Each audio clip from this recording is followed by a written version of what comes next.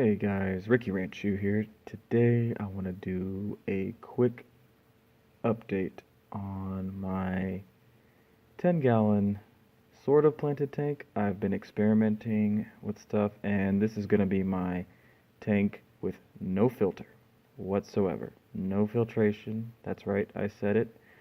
And I didn't want to say anything in one of my earlier videos because I wanted to try it out first for 6 or 8 months or so, just to see how it's been going, and it's going well. So we got a Java Fern that's doing a lot better than when I put it into the tank. It used to have holes in it. Now it's looking pretty good.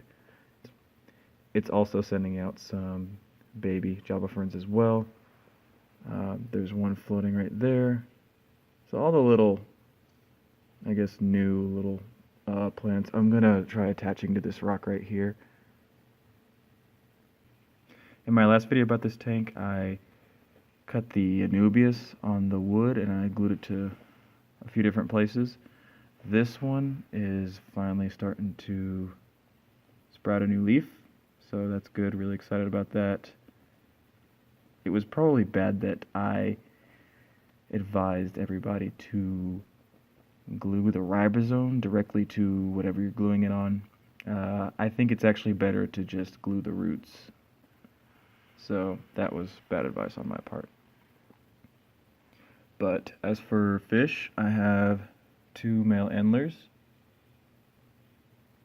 and it seems to be going great. Whenever I got algae on the glass, I essentially just did a big water change, of course, and lowered the light and feeding and stocking and removed the algae by hand, and that helped a lot with the algae.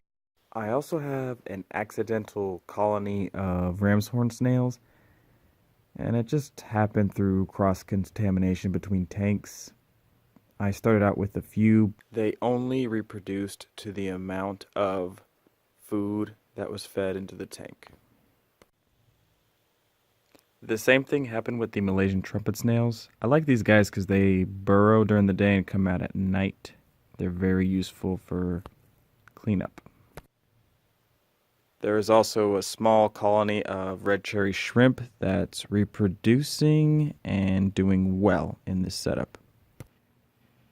Another thing important to consider when doing a no filtration method is the substrate.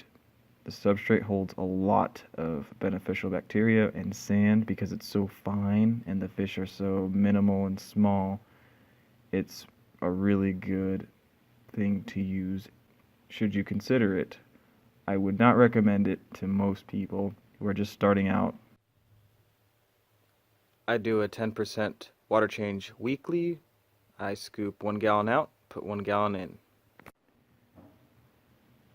You may have noticed some dead ramshorn snails in the back, and that's due because I used to have a pea puffer in here, and it was just killing all the snails. So I just left the shells in there. Let me know what you guys think below. I don't fully understand how I could replicate it on a consistent basis in the future, based on understanding how the nitrogen cycle would work. Essentially, this tank was started with a sponge filter and it was cycled and everything, and I needed the sponge filter for something else. So I just threw some plants in and just left it, more or less. I only feed a couple of flakes, less than a pinch. Just feed minimal if you want to try this. Also, keep your stocking minimal and have a very heavy plant load.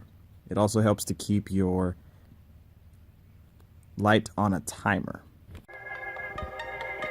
Thanks for watching. If you liked the video, please subscribe and follow me on Instagram at Ricky Rancher. See you guys next time.